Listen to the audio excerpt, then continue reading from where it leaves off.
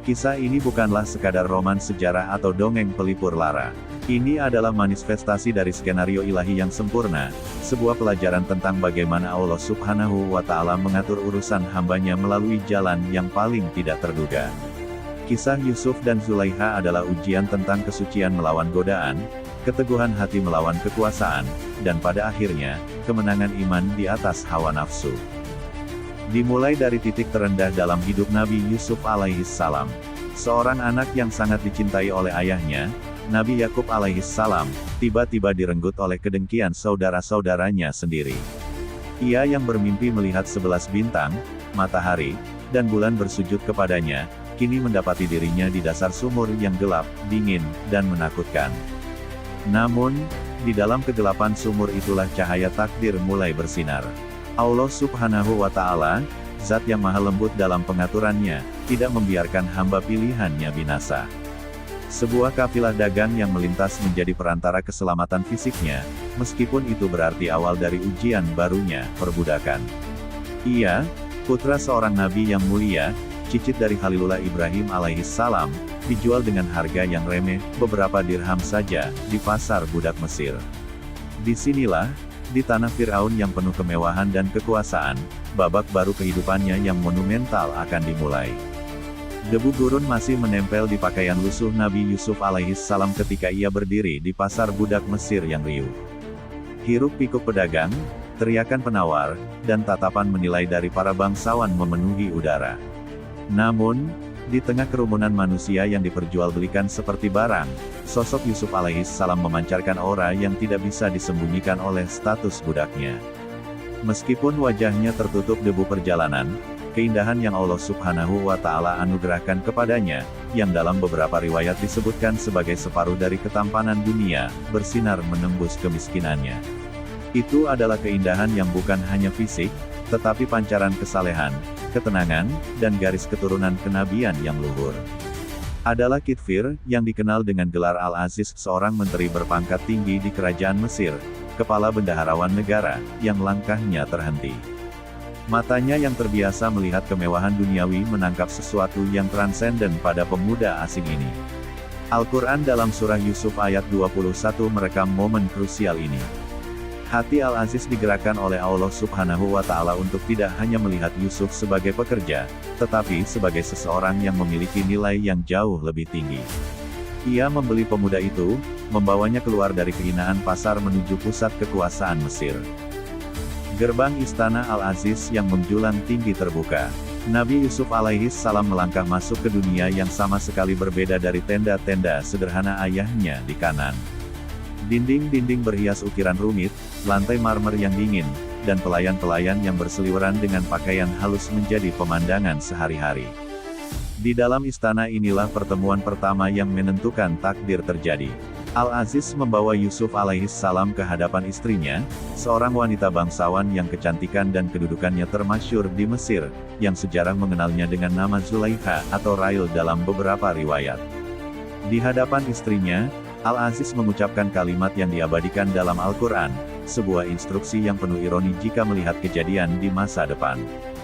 Dan orang Mesir yang membelinya berkata kepada istrinya, berikanlah kepadanya tempat dan layanan yang baik, mudah-mudahan dia bermanfaat bagi kita atau kita pungut dia sebagai anak. Al-Quran Surah Yusuf, ayat 21. Al-Aziz, yang mungkin tidak memiliki keturunan, melihat potensi besar dalam diri Yusuf. Ia meminta Zulaikha untuk tidak memperlakukannya sebagai budak biasa, melainkan sebagai anggota keluarga yang terhormat. Zulaikha menatap pemuda asing yang dibawa suaminya itu. Pada saat itu, mungkin yang ia lihat hanyalah seorang anak laki-laki Ibrani yang tampan dan bernasib malang yang harus ia urus. Ia belum menyadari badai perasaan yang kelak akan memporak-porandakan jiwanya karena pemuda ini. Tahun-tahun berlalu, Nabi Yusuf alaihissalam tumbuh di lingkungan istana. Al-Quran menjelaskan fase ini dalam kelanjutan ayat 21 surah Yusuf. Petik 2.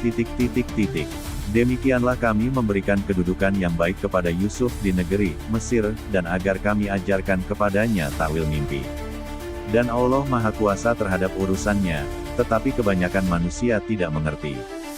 Allah Subhanahu wa Ta'ala menjaga Yusuf di lingkungan yang penuh dengan kemewahan dan potensi kerusakan moral.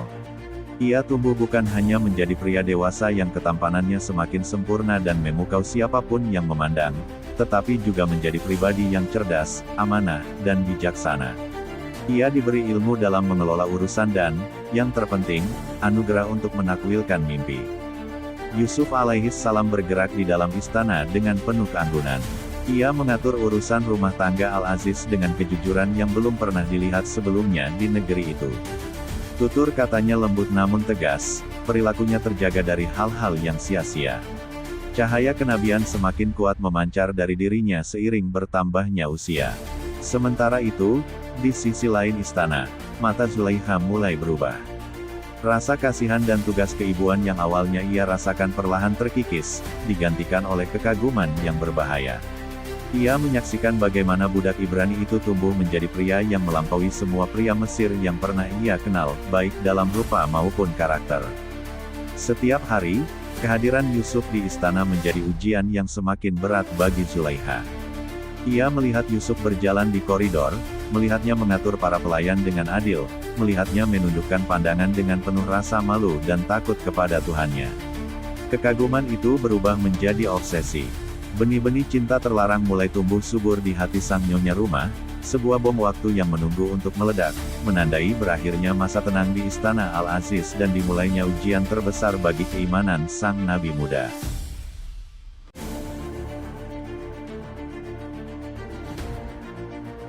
Babak kedua dari kisah ini membawa kita lebih dalam ke jantung istana Al-Aziz, tempat di mana kemewahan fisik berbenturan keras dengan gejolak jiwa.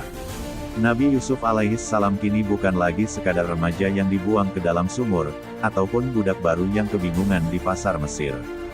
Sebagaimana Allah Subhanahu wa Ta'ala berfirman dalam Al-Quran Surah Yusuf ayat 22, dan ketika dia telah cukup dewasa, kami berikan kepadanya hikmah dan ilmu. Demikianlah kami memberi balasan kepada orang-orang yang berbuat baik. Yusuf alaihi salam telah mencapai puncak kematangan fisik dan spiritualnya. Beliau adalah perpaduan sempurna antara keindahan rupa yang memukau, yang dikatakan mewarisi separuh ketampanan dunia, dan keindahan akhlak yang diajarkan langsung oleh wahyu. Di tengah koridor istana yang dipenuhi intrik dan penyembahan berhala, Yusuf alaihi salam berjalan sebagai mercusuar tauhid yang hidup, memancarkan cahaya kesalehan yang tidak bisa diabaikan oleh siapapun. Namun, justru kesempurnaan inilah yang menjadi bahan bakar bagi ujian terberatnya. Zulaikha, sang nyonya rumah yang hidup dalam sangkar emas kekuasaan, telah menyaksikan transformasi Yusuf alaihi salam dari hari ke hari. Kekaguman yang awalnya wajar berubah menjadi obsesi yang membakar, sebuah cinta terlarang yang menggerogoti akal sehat dan harga dirinya sebagai istri seorang menteri agung. Bab ini adalah kisah tentang pertempuran paling sunyi namun paling dahsyat, pertempuran di dalam hati manusia antara hawa nafsu yang meledak-ledak melawan benteng keimanan yang kokoh. Badai dalam keheningan istana, udara di dalam istana Al-Aziz terasa semakin berat seiring berjalannya waktu. Setiap sudut ruangan mewah itu tampaknya merekam tatapan-tatapan sembunyi Zulaikha kepada pemuda Ibrani yang mengelola rumah tangganya. Bagi Zulaikha, dunia di luar Yusuf alaihi salam telah memudar. Kehormatannya, statusnya, dan kesetiaannya kepada suaminya, Al-Aziz, perlahan terkubur di bawah gelombang hasrat yang tak terbendung. Yusuf alaihi salam, dengan hikmah yang dianugerahkan Allah Subhanahu wa Ta'ala, tentu merasakan perubahan atmosfer ini.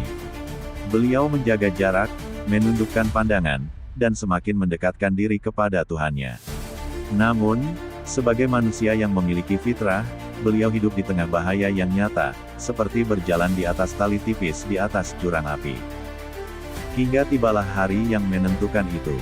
Al-Quran merekam detik-detik ini dengan detail yang mencekam dalam surah Yusuf ayat 23. Zulaikha, yang telah kehilangan kendali atas dirinya, merencanakan momen ini dengan cermat. Ia memastikan istana kosong, suaminya sedang pergi menjalankan tugas negara, dan para pelayan berada jauh dari kediaman utama. Ia memanggil Yusuf alaihi salam masuk ke dalam bilik pribadinya yang paling dalam. Dengan tangan gemetar oleh antisipasi dan tekad yang salah arah, Zulaikha mulai menutup akses keluar. Suara kunci yang berputar, golakatil abwab, ia mengunci pintu-pintu, bergema di ruangan sunyi itu. Ini bukan sekadar mengunci pintu fisik, ini adalah simbol dari upayanya untuk menutup semua jalan keluar moral, menjebak Yusuf alaihissalam dalam ruang di mana hanya ada mereka berdua dan hawa nafsu.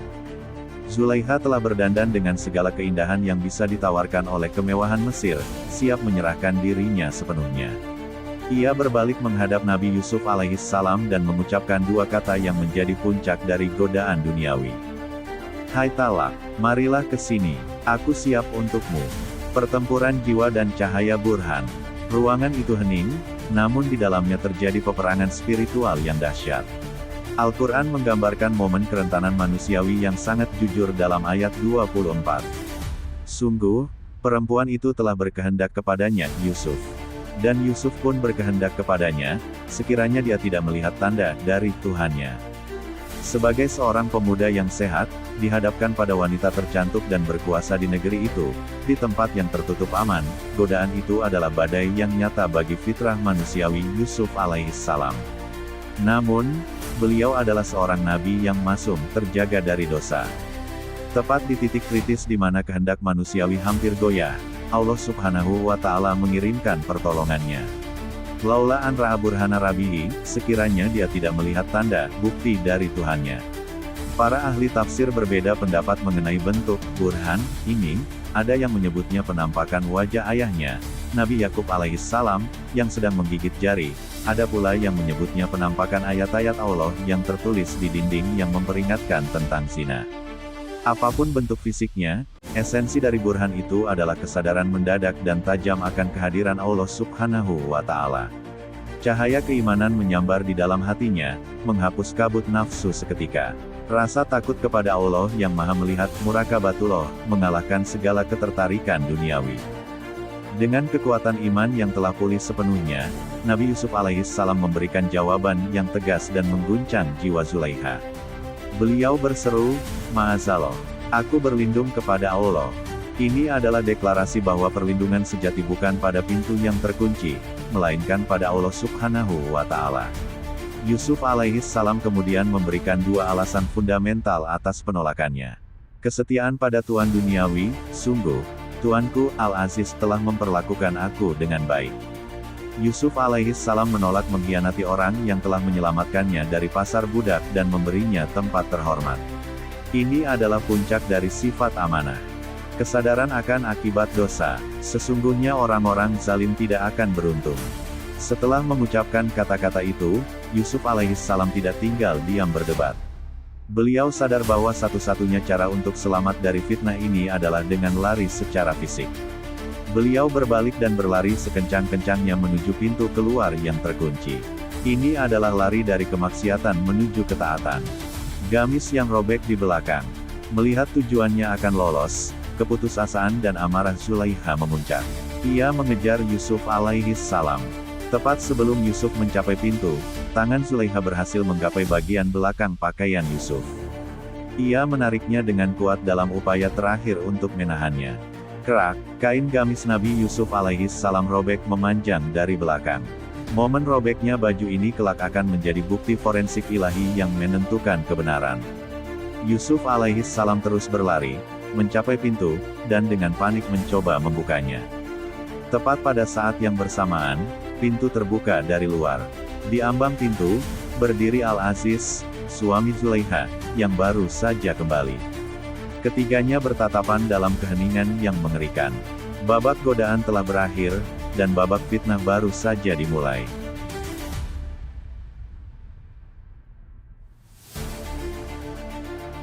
Babak ketiga ini membawa kita keluar dari ketegangan yang menyesakkan di dalam bilik pribadi Zulaikha, menuju ketegangan yang lebih dingin dan politis di koridor istana.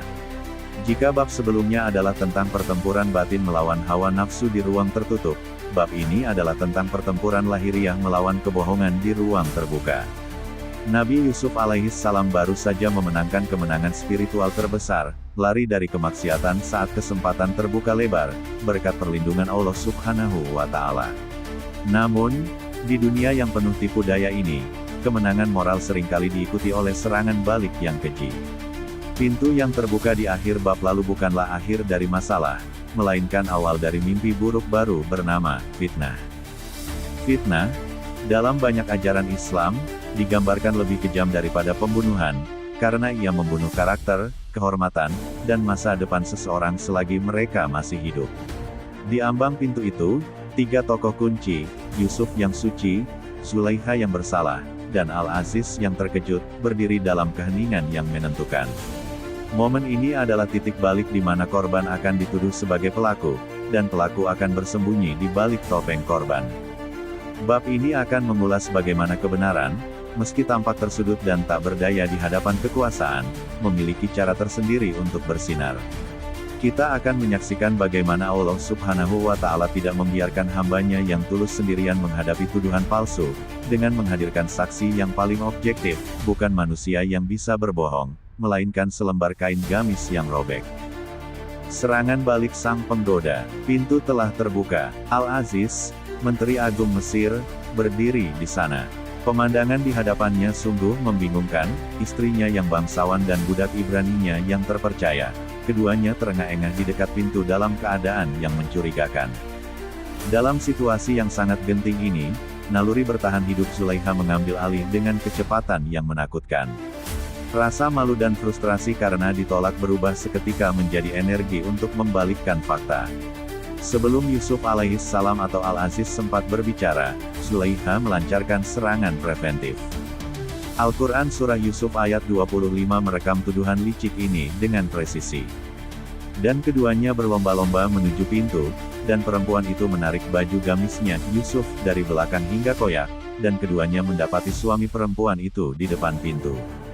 Dia, perempuan itu, berkata, "Apakah pembalasan terhadap orang yang bermaksud buruk terhadap istrimu, selain dipenjarakan atau dihukum dengan azab yang pedih?" Perhatikan kecerdasan jahat dalam kalimat Zulaikha. Ia tidak secara langsung berkata, "Yusuf mencoba memperkosa saya." Sebaliknya, ia menggunakan pertanyaan retoris yang memanipulasi emosi suaminya sebagai seorang lelaki yang kehormatannya terancam.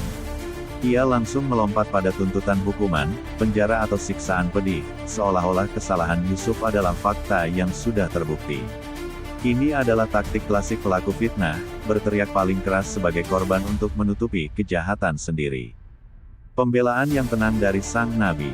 Di hadapan tuduhan yang begitu berat, yang diucapkan oleh wanita paling berkuasa di rumah itu kepada penguasa tertinggi, reaksi Nabi Yusuf alaihissalam sangatlah luar biasa. Beliau tidak panik, tidak berteriak histeris, dan tidak balik menyerang kehormatan Zulaikha dengan kata-kata kasar. Dengan ketenangan seorang hamba yang yakin bahwa Allah Subhanahu wa Ta'ala Maha Melihat, Yusuf alaihissalam hanya menyampaikan kebenaran dalam satu kalimat singkat yang terekam dalam surah Yusuf ayat 26. Dia, Yusuf berkata, "Dia yang menggodaku untuk menundukkan diriku." Itu adalah pernyataan fakta yang polos, tanpa dramatisasi. Yusuf alaihissalam tidak berusaha melebih-lebihkan, hanya menyatakan bahwa inisiatif kemaksiatan itu datang dari Zulaikha, bukan dirinya. Jalan buntu dan saksi yang bijaksana. Al-Aziz kini berada di posisi yang sulit.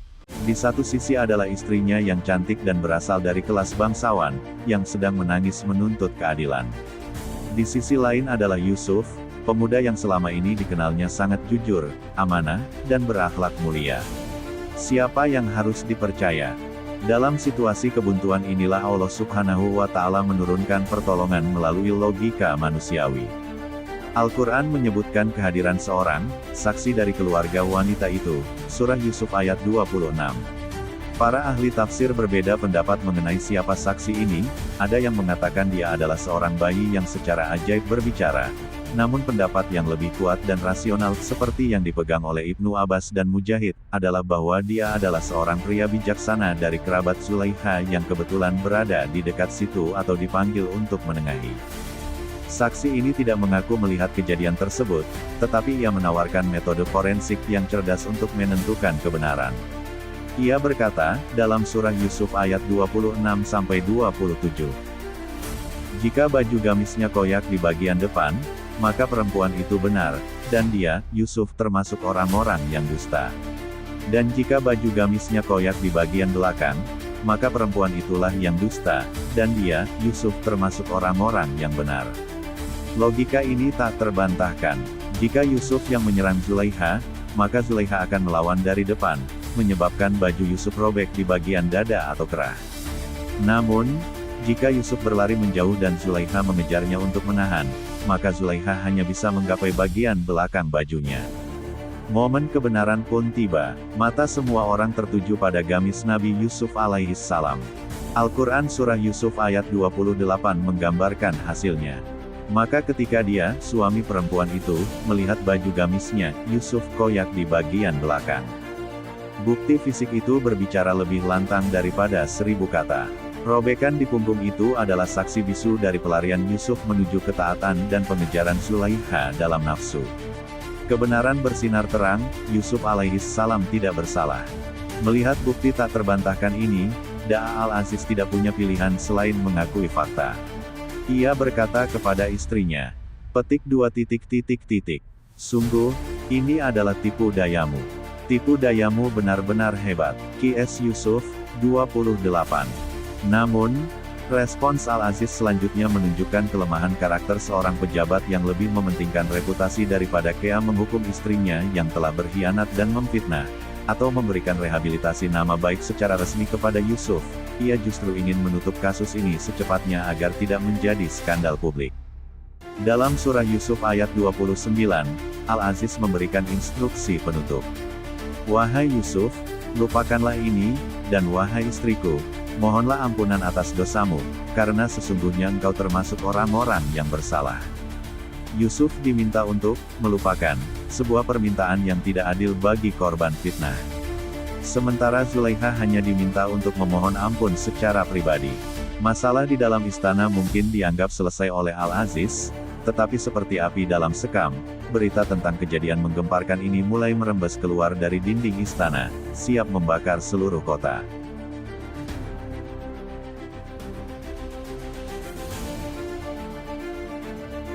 Kisah Nabi Yusuf, alaihi salam adalah kisah yang disebut oleh Allah Subhanahu wa Ta'ala dalam Al-Quran sebagai Ahsanul Qasas, kisah terbaik.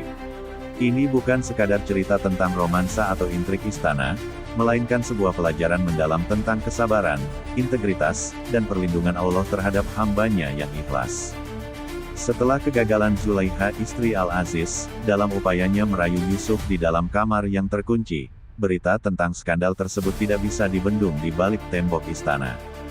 Kabar itu merembes keluar, menjadi bahan pembicaraan hangat di kalangan sosialita dan istri-istri pejabat tinggi Mesir. Babak ini adalah respon Zulaikha terhadap gunjingan tersebut, sebuah demonstrasi yang dirancang untuk membenarkan tindakannya dengan menunjukkan alasan mengapa ia begitu tergila-gila.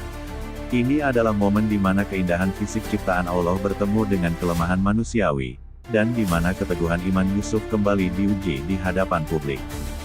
Berita tentang istri pejabat tinggi yang jatuh cinta pada budak Ibraninya menyebar seperti api di musim kering. Para wanita elit kota Memphis, ibu kota Mesir kuno saat itu, mulai berbisik di pasar-pasar mewah dan di ruang-ruang pertemuan mereka. Mereka mencemooh Zulaikha, bukan karena perbuatannya itu dosa, tetapi karena dianggap merendahkan martabat kelas bangsawan dengan mencintai seorang pelayan. Allah Subhanahu wa Ta'ala merekam gunjingan ini dalam surah Yusuf ayat 30. Dan wanita-wanita di kota berkata, istri Al-Aziz merayu pelayannya untuk menundukkan dirinya kepadanya, sesungguhnya cintanya kepada pelayan itu telah mendalam dalam hatinya. Sesungguhnya kami memandangnya dalam kesesatan yang nyata. Kisah surat Yusuf 12 ayat 30. Mereka mengejek betapa seorang wanita terhormat bisa kehilangan akal sehatnya karena syaghafahuba, cinta yang telah menembus selaput jantungnya. Zulaikha adalah wanita yang cerdas dan angkuh. Ia tidak terima dipermalukan. Ia mendengar makian dan sinisme mereka. Daripada menyangkal, ia memutuskan untuk menghadapi para pengkritiknya dengan cara yang dramatis. Ia merancang sebuah jamuan makan yang luar biasa mewah. Ia ingin membuktikan bahwa siapapun yang melihat Yusuf pasti akan memaklumi perasaannya. Al-Quran menjelaskan taktik Zulaikha ini dalam surah Yusuf ayat 31. Maka tatkala wanita itu, Zulaikha, mendengar cercaan mereka, diundangnyalah wanita-wanita itu dan disediakannya bagi mereka tempat duduk, dan diberikannya kepada masing-masing mereka sebuah pisau. Kisah surat Yusuf 12 ayat 31. Zulaikha menyiapkan mutakaan, tempat duduk bersandar yang nyaman, lengkap dengan bantal-bantal mewah, menandakan jamuan yang santai dan berkelas. Di hadapan mereka disajikan buah-buahan segar, sebagian ahli tafsir menyebutnya sebagai buah utrujah atau sejenis jeruk yang harum, yang memerlukan pisau untuk mengupasnya. Pisau-pisau tajam telah diletakkan di tangan mereka masing-masing. Ketika para wanita itu sedang asyik bersandar, menikmati suasana, dan mulai mengupas buah di tangan mereka, Zulaikha menjalankan rencana utamanya. Ia memerintahkan Yusuf, yang selama ini disembunyikan dari pandangan publik, untuk keluar melintasi ruangan jamuan tersebut. Kemudian dia berkata kepada Yusuf, "Keluarlah, nampakkanlah dirimu kepada mereka." Kisah Surat Yusuf 12 ayat 31. Yusuf, alaihi salam, dengan ketaatan sebagai seorang hamba, melangkah keluar. Saat itulah, keheningan melanda ruangan. Apa yang mereka lihat bukanlah sekadar ketampanan manusia biasa. Itu adalah keindahan yang melampaui deskripsi kata-kata, sebuah ketampanan yang membawa aura kenabian dan cahaya kesucian. Dalam sebuah hadis yang diriwayatkan oleh Imam Muslim, ketika Rasulullah Shallallahu Alaihi Wasallam melakukan Isra, Miraj dan bertemu Nabi Yusuf di langit ketiga, beliau bersabda, "Tiba-tiba aku bertemu dengan Yusuf, alaihi salam, ternyata ia telah diberi separuh dari ketampanan." Hadis riwayat Muslim. Para ulama menjelaskan bahwa ini berarti Yusuf diberi separuh dari seluruh keindahan yang Allah bagikan kepada seluruh umat manusia, atau separuh dari ketampanan Nabi Adam, alaihi salam yang diciptakan langsung oleh tangan Allah. Dampak kemunculan Yusuf sangat dahsyat. Para wanita bangsawan yang tadinya mencemooh Zulaikha, kini terbelalak. Akal sehat mereka hilang seketika. Mata mereka terpaku pada sosok Yusuf, sementara tangan mereka yang memegang pisau terus bergerak, bukan mengupas buah, melainkan mengiris jari-jari mereka sendiri. Darah menetes, rasa sakit tidak terasa, tertutupi oleh rasa takjub yang luar biasa. Al-Quran menggambarkan adegan dramatis ini.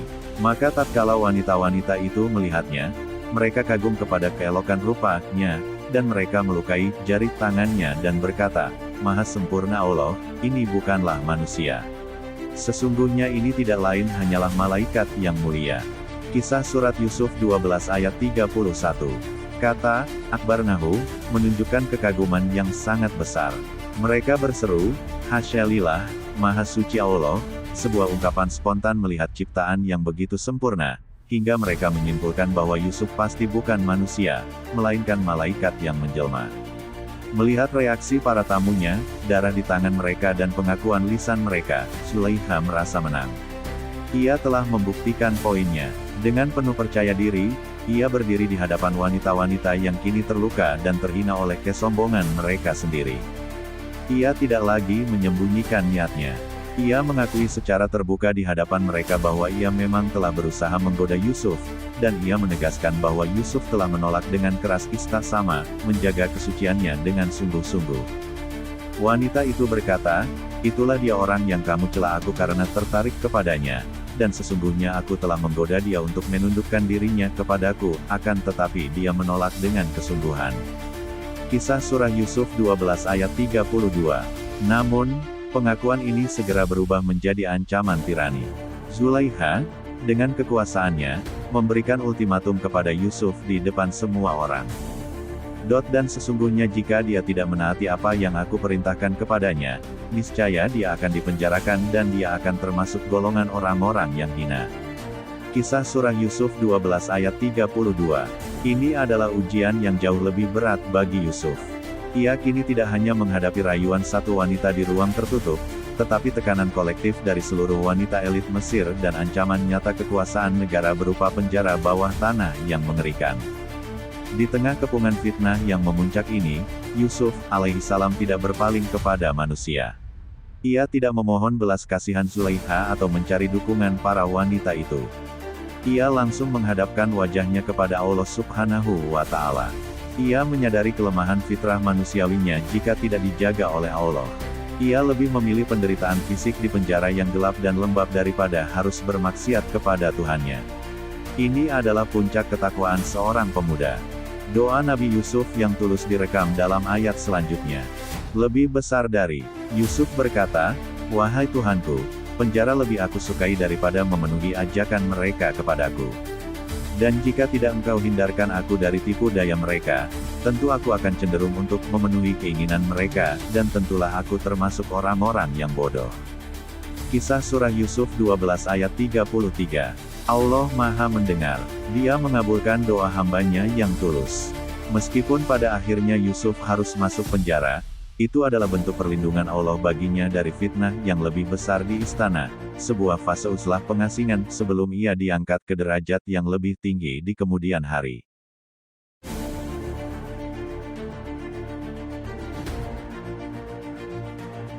Perjalanan hidup Nabi Yusuf, alaihissalam adalah sebuah epik tentang kesabaran yang tak bertepi dan keyakinan yang tak tergoyahkan kepada Allah Subhanahu wa Ta'ala. Babak kehidupannya yang kelima ini membawa kita menyelami salah satu fase paling kelam namun sekaligus paling bercahaya dalam sejarah kenabian, masa-masa penahanan di dalam penjara Mesir kuno. Setelah berhasil melewati ujian godaan yang luar biasa dari istri Al-Aziz dengan memilih menjaga kehormatan diri, Nabi Yusuf justru dihadapkan pada ketidakadilan sistemik.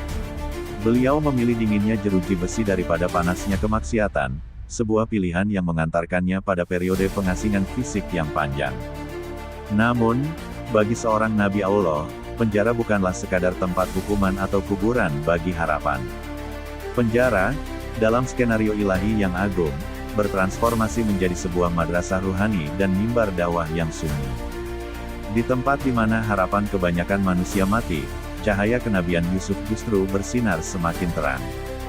Bab ini tidak hanya mengulas tentang penderitaan fisik akibat terkurung, melainkan sebuah studi mendalam tentang bagaimana seorang hamba pilihan Allah memanfaatkan setiap keadaan, betapapun sempitnya, untuk menegakkan kalimat tauhid. Disinilah kita akan menyaksikan bagaimana integritas karakter akhlak menjadi fondasi dakwah yang paling kuat, dan bagaimana mukjizat berupa takwil mimpi berfungsi sebagai stempel kebenaran dari Allah Subhanahu wa Ta'ala di tengah lingkungan yang penuh keputusasaan. Ini adalah kisah tentang ketahanan mental, kecerdasan spiritual, dan demonstrasi nyata bahwa pertolongan Allah selalu dekat bagi mereka yang sabar. Memasuki penjara, Nabi Yusuf, alaihissalam tidak membawa ratapan atau keluhan. Beliau membawa serta ketenangan, sakinah, yang hanya dimiliki oleh jiwa yang rida pada ketetapan Rabb-Nya. Al-Quran, dalam surah Yusuf, memberikan gambaran tersirat bahwa kehadiran beliau di dalam penjara segera mengubah atmosfer tempat tersebut. Karakter beliau yang mulia, kejujuran, welas asih, dan kebijaksanaan, membuatnya menonjol di antara para tahanan lainnya. Beliau menjadi tempat bertanya, sandaran bagi yang gelisah, dan penenang bagi yang putus asa, meskipun beliau sendiri sedang memikul beban ketidakadilan yang berat. Sikap ini adalah bentuk dakwah bil hal, dengan perbuatan, yang paling fundamental sebelum lisan berbicara. Titik balik dalam babak penjara ini dimulai dengan kehadiran dua pemuda pelayan raja yang juga dipenjara, seorang penyaji minuman, Saki, dan seorang pembuat roti. Suatu pagi, keduanya tampak sangat gundah karena mimpi aneh yang mereka alami pada malam sebelumnya. Melihat kegelisahan di wajah mereka, naluri kepedulian Nabi Yusuf tergerak. Beliau bertanya dengan lembut tentang apa yang merisaukan mereka. Ketika mereka menceritakan bahwa mereka bermimpi dan tidak tahu artinya, Nabi Yusuf, alaihissalam melihat sebuah celah strategis untuk menyampaikan misi utamanya, tauhid. Inilah inti dari dakwah beliau di penjara. Sebelum memberikan interpretasi mimpi yang mereka minta, Nabi Yusuf terlebih dahulu memperkenalkan siapa zat yang memberinya kemampuan tersebut. Sebagaimana direkam dengan indah dalam Al-Quran, Surah Yusuf, beliau menegaskan bahwa kemampuan menakwilkan mimpi bukanlah sihir atau kebetulan, melainkan ilmu yang diajarkan oleh Tuhannya karena beliau telah meninggalkan agama orang-orang yang menyekutukan Allah dan tidak percaya pada hari akhir. Dengan retorika yang cerdas dan menyentuh akal sehat, beliau mengajak kedua temannya berpikir, manakah yang lebih baik, Tuhan-Tuhan yang bermacam-macam itu ataukah Allah yang Maha Esa lagi Maha Perkasa.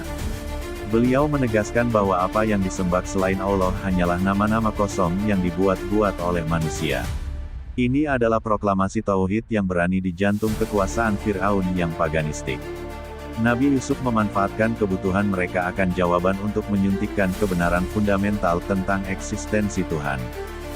Setelah menanamkan fondasi tauhid, barulah Nabi Yusuf, alaihissalam beralih pada permintaan mereka, menggunakan mukjizat yang dianugerahkan Allah Subhanahu wa Ta'ala kepadanya, kemampuan menakwilkan mimpi, ta'wil al-ahadits.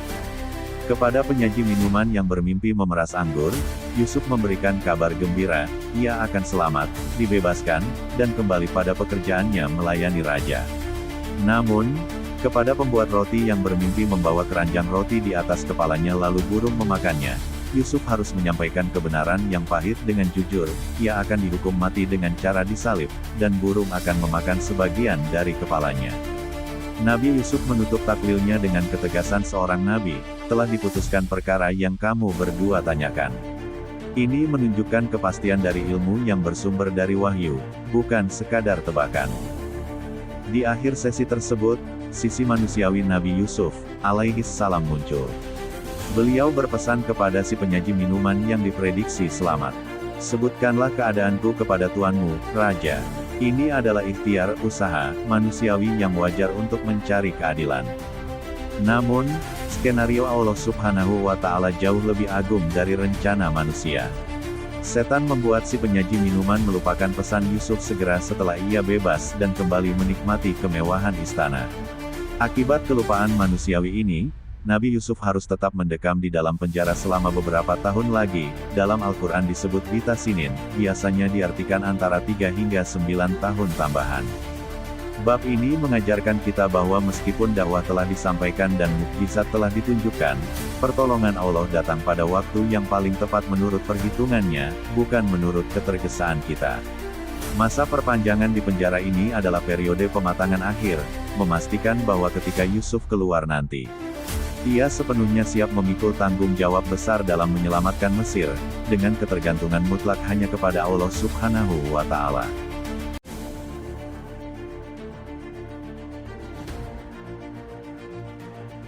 Bab ke-7 dalam epik kehidupan Nabi Yusuf, alaihis salam adalah sebuah studi agung tentang konsep tamkin, bagaimana Allah Subhanahu wa Ta'ala meneguhkan kedudukan hambanya di muka bumi setelah serangkaian ujian yang melelahkan. Bab ini bukan sekadar cerita tentang kenaikan pangkat politik atau kesuksesan karir, ini adalah pemenuhan janji Allah bahwa kesabaran, sabar, dan ketakwaan, takwa akan selalu berujung pada kemenangan yang gemilang. Kita telah menyaksikan Yusuf, alaihis salam di dasar sumur yang gelap, kemudian di pasar budak sebagai komoditas, di istana sebagai pelayan yang difitnah, dan di penjara bawah tanah sebagai orang yang terlupakan. Namun, di bab 7 ini, tirai nasib tersingkap secara dramatis. Allah Subhanahu wa Ta'ala menunjukkan bahwa Dia adalah sutradara terbaik. Waktu yang dihabiskan Yusuf dalam sekolah penjara bukanlah waktu yang sia-sia.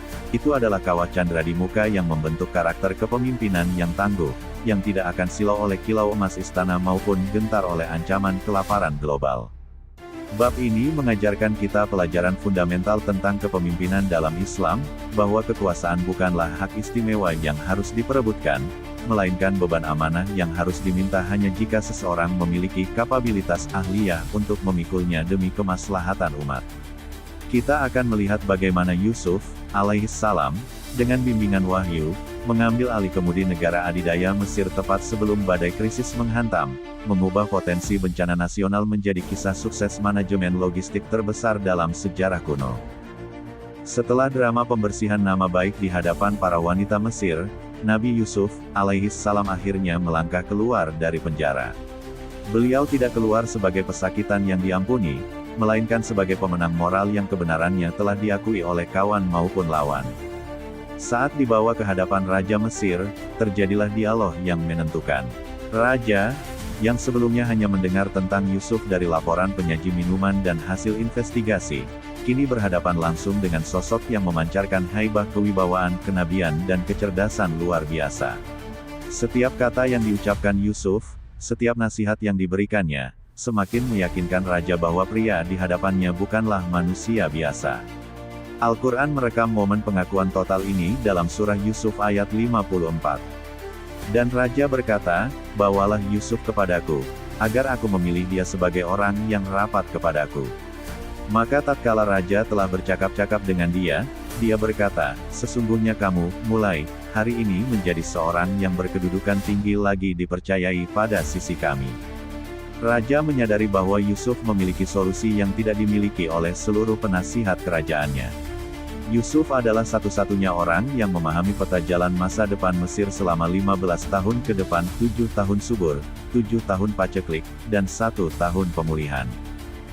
Di titik inilah terjadi momen yang sangat krusial dan sering disalahpahami. Melihat bahwa Raja telah mempercayainya, dan menyadari bahwa tidak ada orang lain di Mesir yang mampu mengeksekusi rencana penyelamatan ekonomi tersebut dengan jujur dan kompeten, Nabi Yusuf, alaihissalam mengajukan diri untuk posisi tersebut. Beliau berkata, sebagaimana diabadikan dalam Al-Quran Surah Yusuf ayat 55. Jadikanlah aku bendaharawan negara Mesir, sesungguhnya aku adalah orang yang pandai menjaga, lagi berpengetahuan. Ini bukanlah ambisi politik yang haus kekuasaan. Ini adalah bentuk tanggung jawab seorang nabi yang melihat umat di ambang kehancuran. Jika Yusuf diam saja dan membiarkan jabatan strategis itu dipegang oleh birokrat korup atau tidak kompeten yang selama ini gagal menakwilkan mimpi raja, maka bencana kelaparan akan memusnahkan rakyat. Yusuf, alaihissalam mengajukan 2 kualifikasi utama yang menjadi standar emas kepemimpinan dalam Islam. Hafizun, pandai menjaga. Ini merujuk pada integritas moral, kejujuran, dan sifat amanah. Beliau tidak akan korupsi, tidak akan menyalahgunakan cadangan pangan untuk kepentingan pribadi. Alimun, berpengetahuan. Ini merujuk pada kompetensi teknis, kecerdasan manajerial, dan pemahaman mendalam tentang takwil mimpi tersebut serta cara mengelolanya. Raja, yang telah melihat bukti kecerdasan dan kejujuran Yusuf, menyetujui permintaan tersebut tanpa keraguan. Dalam riwayat sejarah dan tafsir, disebutkan bahwa Raja memberikan Yusuf cincin stempel kerajaan, mengenakan jubah sutra padanya, dan mengalungkan emas di lehernya. Yusuf diangkat menjadi pejabat tertinggi, mungkin setara dengan Perdana Menteri atau Vizier, yang memiliki otoritas penuh atas perbendaharaan dan logistik negara. Posisi ini sebelumnya dipegang oleh suami Zulaikha, yang bergelar Al-Aziz. Kini, dengan takdir Allah Subhanahu wa Ta'ala, Yusuf yang dahulunya dibeli sebagai budak oleh Al-Aziz, kini menduduki jabatan Al-Aziz itu sendiri dengan kekuasaan yang bahkan lebih real dan mendesak. Allah Subhanahu wa Ta'ala menegaskan dalam surah Yusuf ayat 56. Dan demikianlah kami memberi kedudukan kepada Yusuf di negeri Mesir, dia berkuasa penuh pergi menuju kemana saja ia kehendaki di bumi Mesir itu. Segera setelah dilantik, Nabi Yusuf, alaihissalam tidak membuang waktu. Beliau langsung bekerja. Babak ini adalah tentang implementasi dari visi yang telah beliau jabarkan di penjara. 7 tahun pertama adalah masa keemasan pertanian Mesir. Sungai Nil meluap dengan sempurna, tanah menjadi sangat subur, dan panen gandum melimpah ruah melebihi apa yang pernah disaksikan generasi manapun. Yusuf, alaihissalam berkeliling ke seluruh pelosok negeri. Beliau memerintahkan pembangunan lumbung-lumbung raksasa, silo, di setiap distrik dan kota. Beliau mengorganisir sistem pengumpulan pajak hasil bumi yang ketat namun adil. Rakyat diminta untuk bekerja keras di ladang dan menyerahkan kelebihan panen mereka kepada negara untuk disimpan. Kunci dari strategi Yusuf, berdasarkan ilham dari Allah, adalah teknik penyimpanan. Gandum disimpan tetap pada bulirnya, fi sumbulihi. Ini adalah metode ilmiah kuno yang menjaga biji-bijian agar tidak busuk, tidak dimakan hama, dan tahan lama hingga bertahun-tahun. Skala operasi yang dipimpin Yusuf sangat masif. Al-Quran dan hadis memberikan gambaran tentang betapa banyaknya gandum yang dikumpulkan. Saking banyaknya, hingga pada satu titik, mereka berhenti menakar dan menghitungnya karena jumlahnya yang tak terhingga bagaikan pasir di laut. Yusuf, alaihissalam membuktikan dirinya sebagai manajer yang ulung. Beliau tidak hanya duduk di istana, tetapi terlibat langsung memastikan setiap gantang gandum tersimpan dengan aman. Beliau sedang mempersiapkan baterai energi bagi bangsa Mesir untuk menghadapi 7 tahun kegelapan paceklik yang pasti akan datang. Bab ini ditutup dengan posisi Yusuf di puncak kekuasaan duniawi. Namun, narasi Al-Quran selalu mengingatkan kita pada hakikat spiritual, bahwa semua kekuasaan ini adalah ujian, dan balasan di akhirat bagi orang yang bertakwa jauh lebih baik. Yusuf, di tengah kemewahan istana dan otoritas yang absolut, tetap menjadi hamba Allah yang rendah hati, yang hatinya tidak terikat pada dunia yang kini berada di genggamannya. Dia sedang bersiap bukan hanya untuk menyelamatkan Mesir, tetapi juga untuk skenario ilahi selanjutnya, reuni dengan keluarganya. Tahun-tahun telah bergulir dalam sunyi di balik jeruji besi Mesir yang dingin dan lembab. Di sana, seorang hamba pilihan, Nabi Yusuf alaihissalam, menghabiskan masa mudanya dalam kesabaran yang tiada bertepi. Penjara bukanlah tempat kehinaan baginya, melainkan madrasah ketauhidan di mana ia menjaga kesucian dirinya dari fitnah yang kejam. Sementara itu, di balik kemegahan istana yang mulai terasa hampa, waktu telah meredupkan gairah buta yang dahulu membakar hati istri Al-Aziz. Sosok yang secara tradisi dikenal sebagai Zulaikha ini kini terjebak dalam penjara yang lebih menyesakkan, penjara rasa bersalah dan kebohongan yang ia ciptakan sendiri.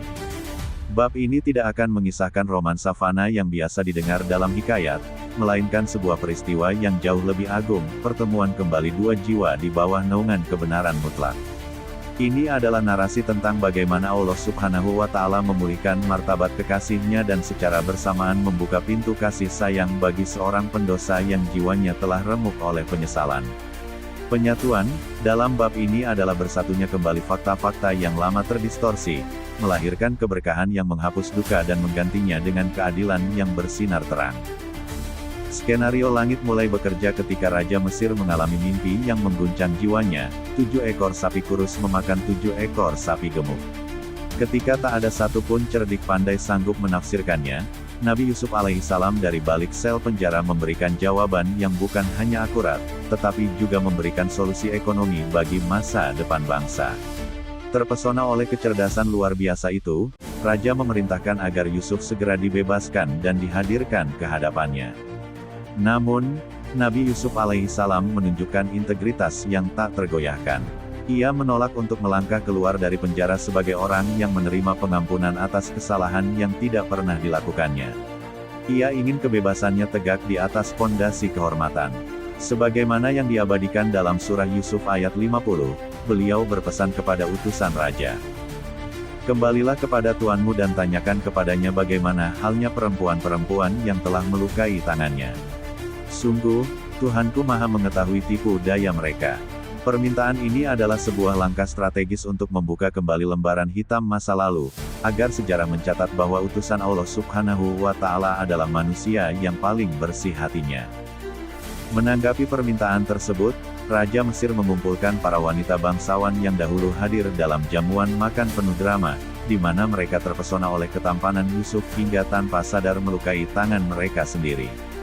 Di tengah kerumunan wanita itu, berdirilah istri Al-Aziz. Suasana aula istana yang megah mendadak mencekam. Bayang-bayang peristiwa bertahun-tahun silam kembali hadir, menuntut pertanggungjawaban. Raja melontarkan pertanyaan yang menentukan dalam surah Yusuf ayat 51. Bagaimana keadaanmu ketika kamu menggoda Yusuf untuk menundukkan dirinya kepadamu? Tembok keangkuhan para wanita itu runtuh seketika di hadapan wibawa keadilan. Mereka tidak lagi mampu bersilat lidah. Dengan serempak mereka mengakui kesucian Yusuf, maha sempurna Allah. Kami tidak mengetahui sesuatu keburukan pun darinya, Yusuf. Ini adalah awal dari runtuhnya fitnah yang selama ini membelenggu nasib sang nabi. Kini, fokus seluruh ruangan tertuju pada istri Al-Aziz. Inilah momen penyatuan yang sesungguhnya, saat hatinya yang telah hancur oleh beban rahasia bertahun-tahun akhirnya menyerah pada kebenaran yang dibawa oleh hidayah Allah Subhanahu wa Ta'ala. Tidak ada lagi dendam, tidak ada lagi nafsu yang memaksa. Yang tersisa hanyalah pengakuan yang tulus dan berani. Ia berkata dengan suara yang bergema di seluruh balairung, sebagaimana terekam dalam surah Yusuf ayat 51. Sekarang jelaslah kebenaran itu. Akulah yang menggoda dan merayunya, dan sesungguhnya dia termasuk orang-orang yang benar. Kalimat ini adalah deklarasi keberkahan. Dengan mengakui kesalahannya secara terbuka, ia tidak hanya membebaskan Nabi Yusuf alaihissalam dari stigma pelaku kriminal, tetapi ia juga membebaskan dirinya sendiri dari beban kemunafikan. Inilah titik balik di mana ia beralih dari seorang pengejar nafsu menjadi seorang pencari kebenaran. Narasi berlanjut pada kedalaman spiritual yang luar biasa. Istri Al-Aziz menjelaskan motif di balik pengakuannya. Ia ingin suami dan lingkungannya tahu bahwa kebenaran pada akhirnya harus ditegakkan. Ia menyadari sepenuhnya bahwa Allah Subhanahu wa Ta'ala tidak akan pernah membiarkan tipu daya pengkhianat mencapai keberhasilan yang abadi. Ia kemudian menutup pengakuannya dengan sebuah kalimat yang menunjukkan kerendahan hati seorang hamba yang telah tercerahkan, sebagaimana disebut dalam surah Yusuf ayat 53. Dan aku tidak menyatakan diriku bebas dari kesalahan, karena sesungguhnya nafsu itu selalu mendorong kepada kejahatan, kecuali nafsu yang diberi rahmat oleh Tuhanku. Sesungguhnya Tuhanku Maha Pengampun, Maha Penyayang. Pernyataan ini adalah salah satu bentuk taubat yang paling indah dalam Al-Quran. Ia tidak lagi membela diri, melainkan mengakui kelemahan fitrah manusia dan menggantungkan segalanya pada ampunan dan kasih sayang Allah Subhanahu wa Ta'ala. Hasil dari penyatuan kembali dalam kebenaran, ini adalah keberkahan yang melimpah bagi semua pihak. Nabi Yusuf alaihissalam melangkah keluar dari penjara dengan kepala tegak, menjadi orang kepercayaan raja, dan akhirnya menjadi Al-Aziz penguasa Mesir yang membawa kemakmuran bagi rakyatnya. Sementara itu, Zulaikha atau istri Al-Aziz, meskipun namanya tidak lagi disebut dalam interaksi fisik selanjutnya di dalam Al-Quran, ia telah mendapatkan keberkahan yang paling tinggi bagi seorang manusia, yaitu ketenangan hati setelah mengakui kesalahan dan bersimpuh memohon ampun kepada Allah Subhanahu wa Ta'ala.